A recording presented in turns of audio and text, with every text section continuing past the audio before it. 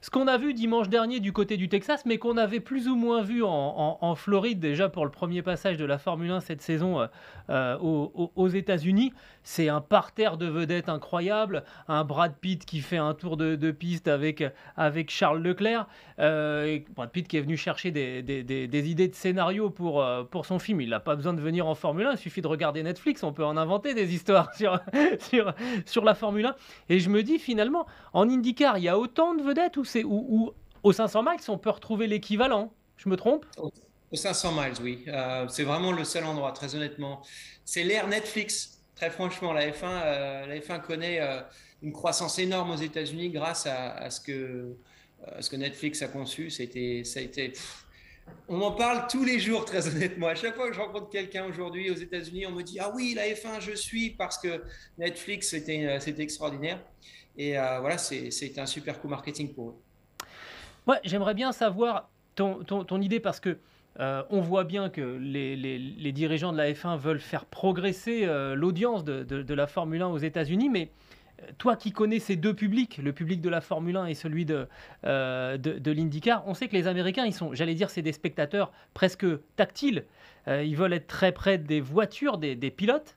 En Formule 1, c'est très cloisonné. Ça va pas être un plafond de verre à un moment, ça, pour le développement de la Formule 1 aux États-Unis?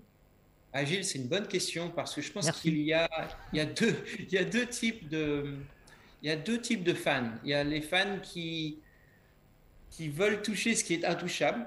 Et la F1 rentre dans ce critère-là, très honnêtement. Et il y a les fans qui veulent absolument vivre l'expérience de l'intérieur. On s'en rend compte avec IMSA, donc les courses d'endurance. Le Petit Le Mans, c'est absolument incroyable. Il y a pas de place pour circuler. Très honnêtement, sur le circuit, c'est plein à craquer. Mais c'est des gens qui viennent avec leur motorhome sur les circuits, qui se garent et qui vivent la semaine des essais de nuit, des qualifications et la course. Donc, ils sont là-bas pour la semaine complète et c'est une expérience.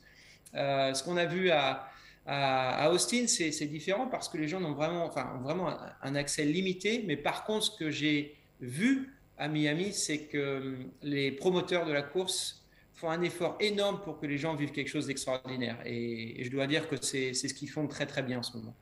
Et si on prend le point de vue pilote, est-ce qu'on vit une course différemment quand on est aux Ouais. États-Unis par rapport à l'Europe? Quand on est, ce que j'allais dire, c'est que c'est très différent pour moi qui suis venu voir la Formule 1. Ah oui. L'expérience est hyper différente de moi qui vais voir une course d'IMSA ou si j'allais voir une course de NASCAR, par exemple. Donc, parce que l'accès est hyper limité. Et le spectacle, très honnêtement, il est Hmm. quasiment en dehors de la piste. La piste, c'est chouette. Bon, en ce moment, on a des belles batailles, c'est sympa. Mais ce qu'on voit autour, c'est génial, c'est très, très bien fait.